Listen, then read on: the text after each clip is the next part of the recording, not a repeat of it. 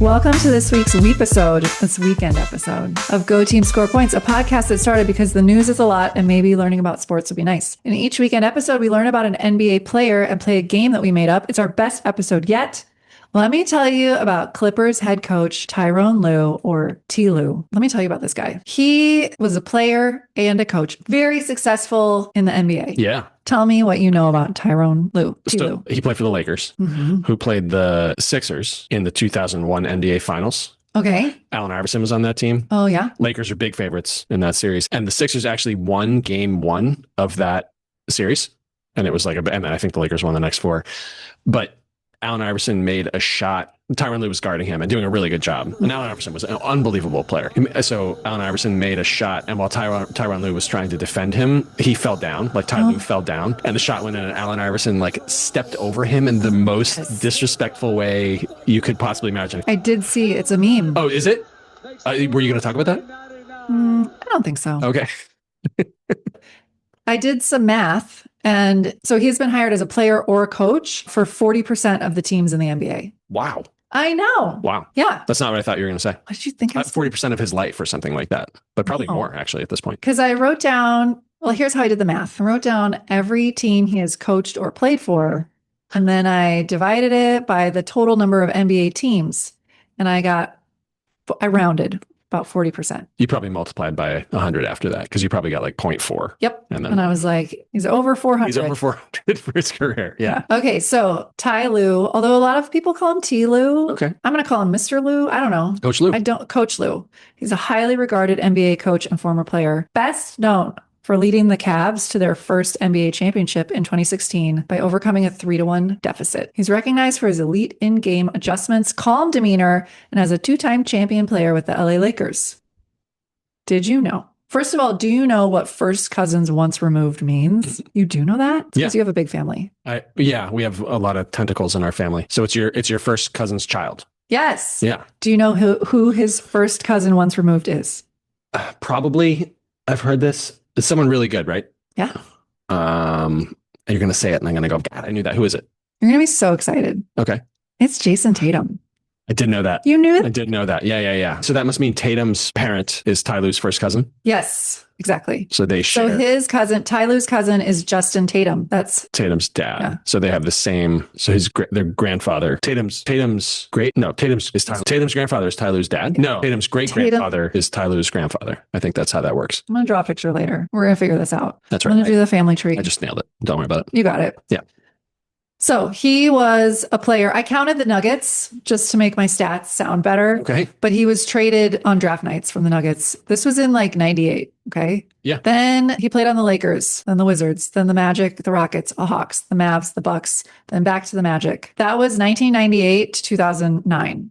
So that's 11 years. How many teams is that? Do we count the Nuggets? Sure. 9. 9 teams in 11 years. Boy. Then he was basketball development coach. He took a gap year. I don't know what 2010 was like. He traveled. Maybe. Who knows? So then 2011 to 13, he was a basketball development assistant coach for Your Boston Celtics, right? Celtics. Yeah. Then he was on the coaching staff for the Clippers in 2013 and 14. Then he was the associate head coach for the Cavs and then became head coach in 2016. And then since 2019, he's been the coach of the Clippers. Mm-hmm. Let me tell you about all his prizes. Yeah. 2 titles as a player. Wow, back-to-back titles for the Lakers. Then as a coach for the Cavs, as I just mentioned. Okay, tying this into current events, he had some thoughts about Bam scoring 83. Yeah. He said, and it was about people giving him a hard time. He says he shouldn't listen to it. He scored 83 points. It's Wilt, Bam, and Kobe. It doesn't matter what people are talking about or saying. It's stupid. He got the record. However he did it, whatever happened, he scored 83 points. That's something that's hard to do no matter if you're playing against a high school team, a junior high team. 83 points is a lot of points. So I'm very happy for Bam, very happy for Spo, the coach. Yep. It was a great night for Miami. Yeah. I agree. I agree too. I mean, how many people have tried, How many people have tried, well, this is have tried to score that many points? Right. And like he says here, it doesn't matter if you're playing against a junior high team or, as I said, an empty gym. Yeah. It's hard to get 83 points. Yeah. Yeah, it's really hard. People are just jealous. I think that I think part of the consternation, which I hadn't really heard about, is that like Bam is not one of the first 50 players you would expect to do this. Like at least 50 players. And like somehow I think that people are equating that with like it can't possibly mean as much if he's the one who did it. Because Wilt is like probably the most dominant scorer of all time. Right. And Kobe was like a offensive machine, and Bam is not. He's an unbelievable player, but that's not what he does. And I think people are feeling like maybe this will alter the story of his career in such a way that it's not going to be genuine because he wasn't like a prolific scorer. Well, he is now. He is now. Yeah. And it comes back to Ty Lue's right. 83 points is 83 points. Yeah. I mean, like there have been a lot of games with a lot of garbage time and a lot of stat padding, and no one's ever, one other person has scored that many points in a game. It's not like people aren't trying. Right. Anyway, sorry. Okay. It's okay. Okay. So Coach Lue grew up in a small town called Mexico, Missouri. So I watched this interview with him and Shannon Sharpe in the little chairs or normal chairs, and they're just giant people. Nice, yeah. And he talked about growing up, and he said that like he didn't know how good he was because he's like in this small town. Totally. As a sophomore, he went to live with his uncle. He'd like gotten into some trouble. His mom was a single mom, so he went to live with his uncle in Kansas City. So he was playing with a bigger school, and then he started to get noticed. Now he was only 5'9". Mm-hmm. For reference, I am 5'9". Yeah, right. Yeah. His junior year, he played AAU and they traveled. His dream was like to go to Georgia Tech. He was talking about how he really liked their coaching staff. All these colleges had been contacting him. And then he took the ACT. He had gotten back late the night before, like won from a basketball tournament or game. And then the test was at like 8 and he fell asleep during it. Oh, no. So he got a 14 on the ACT, which is a very low score. In fact, when he first was talking about this, he was like, I didn't pass the ACT. I was like, is that like, can you not pass the ACT? Yes. Yeah. 14. It's a very bad score. Yeah. So then before he retook it and got a higher score, Nebraska said they'd take him either way. Okay. And then he retook the ACT, got a better score, and everyone started contacting him again. And he was like, big mistake. And he's stuck with Nebraska. Really? Wow. Cool. So he played for Nebraska. Great. Okay. Shannon Sharpe on this podcast asked Ty Lue, if Michael Jordan, 1991-ish Michael Jordan, played now, what do you think he would average per game? I think he would average like 34 points a game, 36 points a game, something That's like what he used to average in the 90s. I don't know. That's it. They said it. I think he might have had one season where he was in the mid to high 30s. Maybe it was that season. Sure. His best scoring season ever translated to now, I don't know, up kind of close to 40 maybe. Okay, interesting. Because August and the student I was talking to were both like 20, 25. God. Yeah. It's funny how they view the game differently from how you and Ty Lue. So Ty Lue said 45. Yeah. And he said, because now every time you touch someone, you get a foul. Yeah. So I think he was saying like he would keep up his normal score, his normal average, and then have all those free throws. Yeah. Well, Michael Jordan also like made it look like there was a lot of space on the court back then. And there wasn't. There was still like when there were at least 3 7-foot guys standing in the lane all the time. And now that's not a thing. Like if Michael Jordan was on a team with shooters around him, so people had to go guard them and they had to guard him one-on-one, like he would score. This is like part of this debate of, I think what's the debate? Michael Jordan or LeBron, mm-hmm. right? Mm-hmm. So I was talking to August and he's like, the game is so different now. Everyone is so much faster and so much stronger. Like we know so much more now about building strength, training, nutrition, like it's a totally different game. And so I was like, you know what, next week, I'm going to watch an old game. Oh, fun. And I was like talking to August about it. I was like, I'm going to watch a game. I was like, Sam's birthday. Were you born in 82? Mm-hmm. Okay. I did the math. Nice.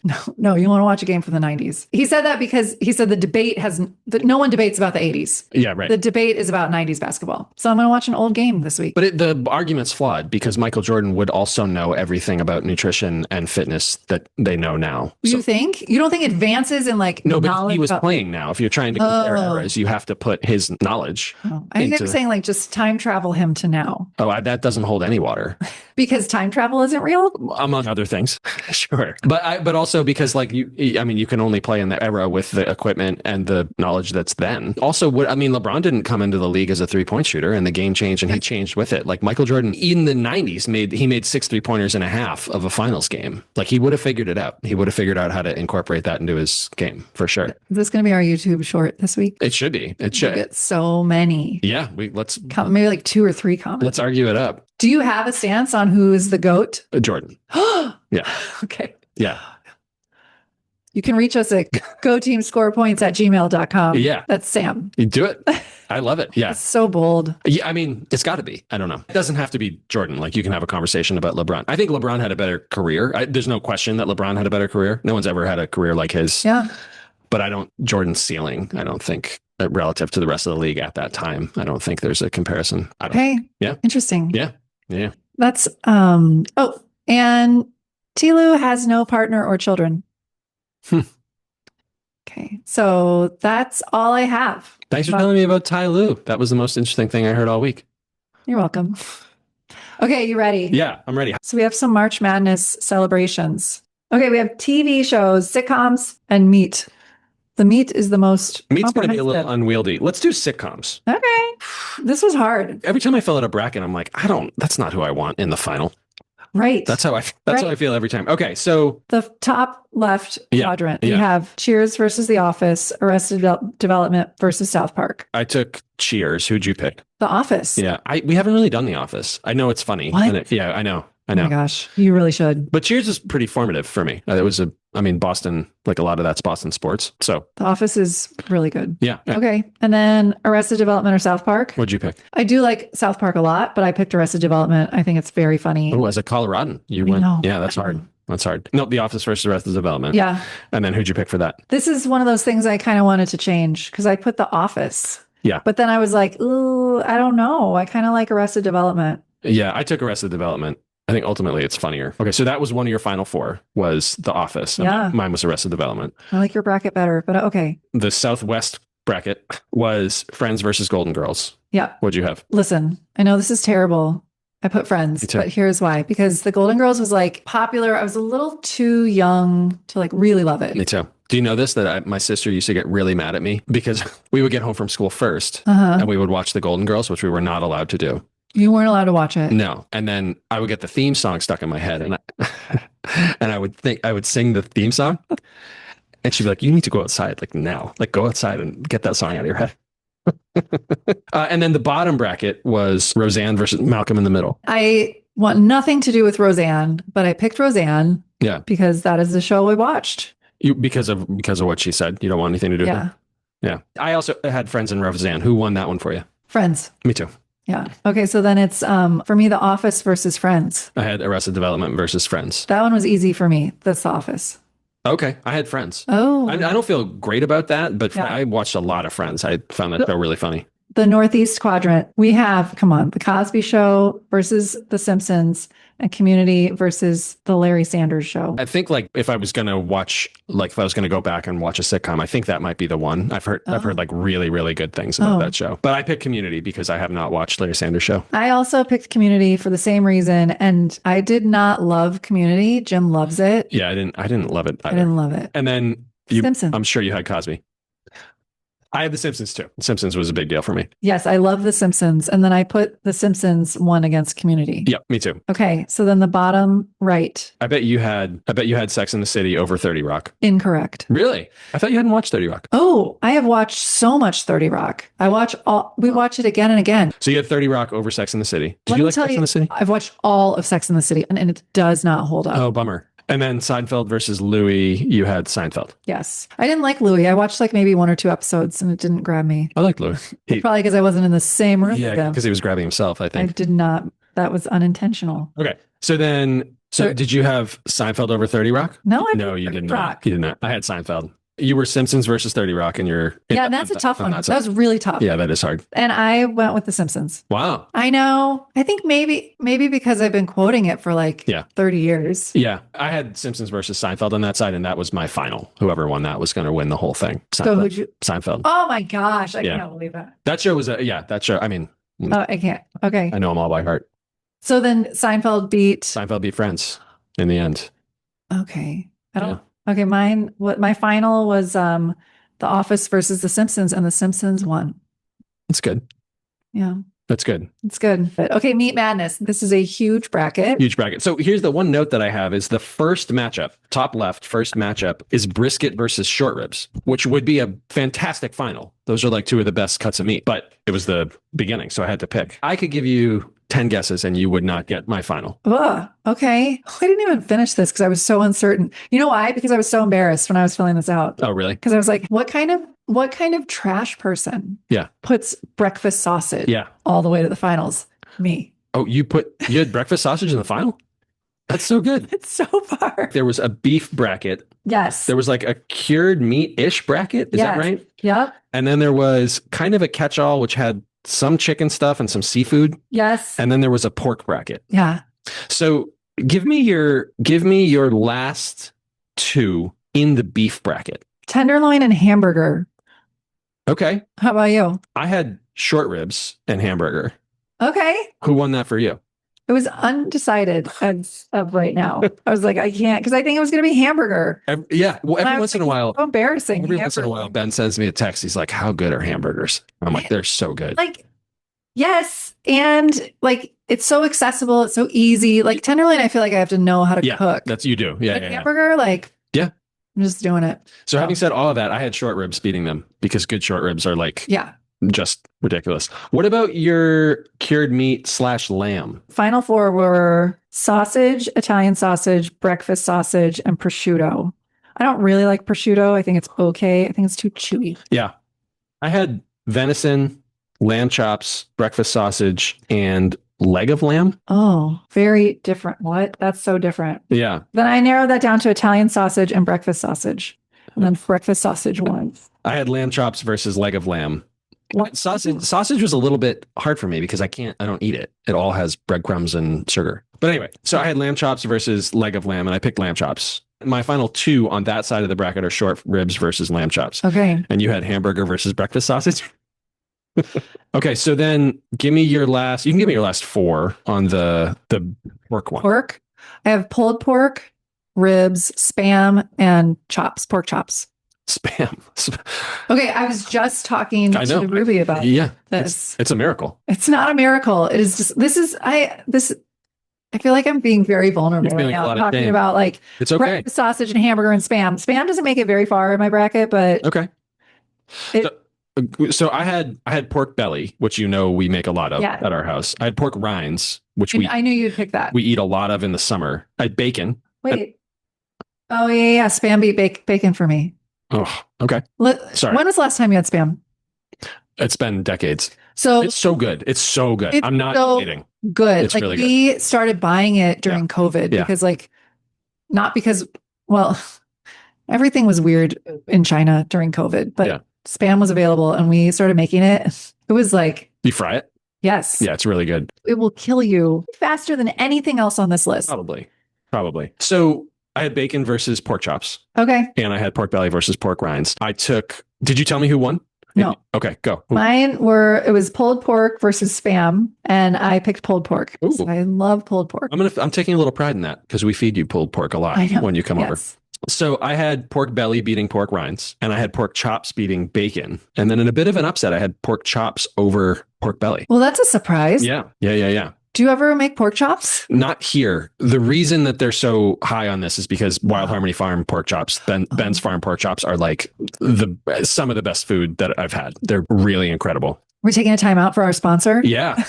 Hey, Ben's Farm. Hey, Wild Harmony. Okay. And then we had the catch-all bracket. Yeah.